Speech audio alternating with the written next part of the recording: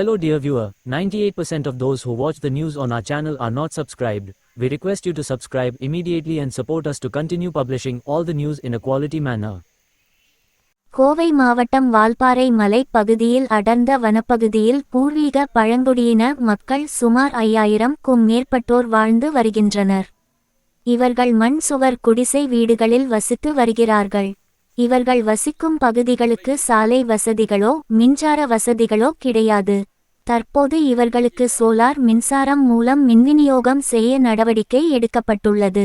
மேலும் குடிநீர் போன்ற வசதிகளும் செய்ய நடவடிக்கை எடுக்கப்பட்டிருக்கிறது. இதன் முக்கிய நிகழ்வாக அரசு தாட்கோ நிறுவனம் மூலம் முதல் கட்டமாக வில்லோனி செட்டில்மெண்ட் மற்றும் நெடுங்குன்று செட்டில்மெண்ட் பகுதியில் உள்ள 45 குடும்பங்களுக்கு கான்கிரீட் வீடுகள் கட்டும் பணி துவக்கப்பட்டுள்ளது. பூர்வீக பழங்குடியின மக்களுக்காக தாட்கோ மூலமாக 250 வீடுகள் கட்ட முடிவு செய்யப்பட்டுள்ளது. தற்போது அரசு மூலம் கான்கிரீட் வீடுகள் கட்டி கொடுப்பதால் மலைவாழ் மக்கள் மகிழ்ச்சி அடைந்துள்ளனர்.